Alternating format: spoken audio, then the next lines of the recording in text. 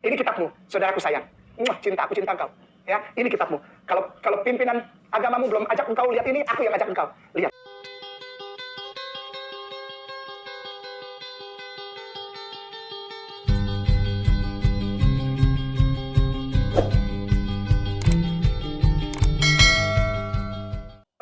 Nah, itu di sebelah kiri, ada yang di sebelah kanan bahasa Inggris, di sana ditulis Genesis chapter 1, Bereshit, in the beginning. Tapi di sebelah kirinya ada seperti urak-urak, saudaraku. Ini huruf Hebrew, ini the real Bible, ini the real Alkitab, ini the real kitab Torah ini. Ya mungkin saudaraku Kristen dan Katolik belum pernah lihat ini. Sayang, ini kitabmu, saudaraku sayang. Cinta aku, cinta engkau. Ya, ini kitabmu. Kalau pimpinan agamamu belum ajak engkau lihat ini, aku yang ajak engkau lihat. Udah? Nah, di sini ada huruf ketiga, tekan yang lama. Tekan yang lama, lalu klik salin atau copy. Sudah? Sekali lagi, kelompok huruf yang pertama kita lewatin, Bereshit, bara ini kita lewatin, lalu kelompok huruf ketiga kita lewatin, Bereshit, bara, kelompok huruf ketiga ini, yang ada tanda seperti tanda X di situ, kita tekan yang lama, copy atau salin. Sudah? Kita buka Google Translate. Kita buka Google Translate. Yuk, cepat saja. Kita buka Google Translate. Google Translate. Google Translate. Ya, Google Translate sudah terbuka, ya. Kita buat terjemahan ini dari bahasa Ibrani atau Hebrew ke Arab. Sekali lagi, Google Translate sudah dibuka, tadi sudah disalin. Ada bahasa Ibrani atau Hebrew, translate to Arab. Masukkan yang tadi kita copy, yang tadi kita salin, masukkan. Lihat hasilnya. Lihat hasilnya. Siapa nama Tuhan di situ? Nama Tuhannya siapa? Nama Tuhannya siapa jelas? Ustaz, di Zoom. Allah. Sejak pertama.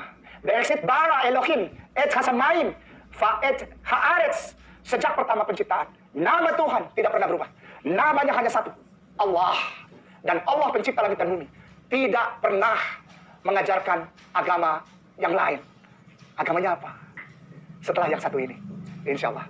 Barakallahu fikum. Assalamualaikum warahmatullahi wabarakatuh. Halo teman-teman, mari kita mengupas pernyataan dari Ustadz Kainama. Kita menggunakan standarnya untuk menunjukkan bahwa kata Elohim bukanlah nama pribadi. Oke, seperti yang Ustadz Kainama tunjukkan, kita pergi kepada kitab Kejadian ayat 1. Kejadian 1 ayat 1, ada kata Elohim di sana. Seperti yang teman-teman lihat, kita copy. Lalu kita buka Google Translate. Oke, kita paste sini.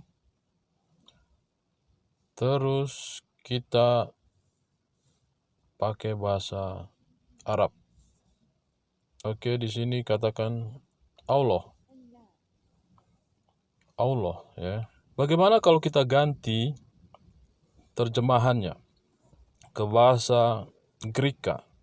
Apa yang terjadi? Kata Elohim tadi menjadi Theos. Oke. Bagaimana kalau kita pindah ke bahasa lain? Seperti bahasa Inggris contohnya.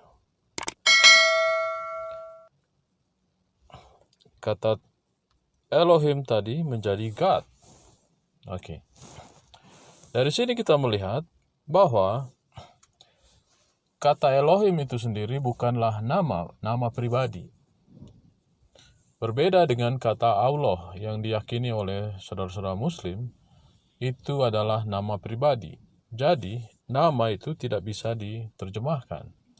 Sama seperti nama Ustadz Kainama, walaupun di Amerika, di Arab, atau dimanapun tetap Kainama. Tidak bisa diterjemahkan. Jadi sangatlah salah Ustadz Kainama menggunakan kata Elohim untuk menunjukkan bahwa Allahnya udah ada sejak perjanjian lama ditulis. Sementara kata Elohim itu sendiri merujuk kepada pencipta, bukan nama pribadi, seperti yang disampaikan oleh Ustadz Kainama. Jika kita mengikuti cara berpikir Ustadz Kainama, apakah Ustadz Kainama akan terima jika kita menggunakan kata Theos untuk nama Tuhannya, untuk memanggil nama Tuhannya? apakah Ustadz Kainama atau saudara Muslim akan terima jika syahadatnya berubah, yaitu tiada Tuhan selain Elohim dan Muhammad adalah utusan Elohim? Apakah saudara Muslim akan terima jika kita menggunakan syahadat mengganti kata Allah dengan kata Theos? Tiada Tuhan selain Theos dan Muhammad adalah utusan Theos. Saya pikir jika Ustadz Kainama dan saudara Muslim konsisten dengan pernyataan Ustadz Kainama ini, mereka akan mengakui syahadat seperti itu. Tetapi jika mereka menolak syahadat seperti itu, artinya Ustadz Kainama sudah melakukan kebohongan. Dari situ mereka kemudian mulai mendetail bertanya, Muhammad kalau cuma Rabb, Tuhan kami juga Rabb. Di mereka beranggapan Lata, kemudian Manat, Azza, dan sebagainya. Mereka beranggapan ini Tuhan kami juga merawat kami. Ini Rabb kami juga. Siapa spesifik nama Tuhanmu? Maka diturunkanlah kemudian surah Al-Ikhlas, surah ke-112 itu. Qul, katakan Muhammad, huwa, dia Rabb yang dimaksudkan, bukan Lata, bukan Azza, bukan Manat, dan sebagainya. Ya, tapi nama spesifik yang membedakan Rabb ini dengan hal-hal lain atau makhluk lain dianggap sebagai Tuhan. Huwa, dialah Allah. Jelas?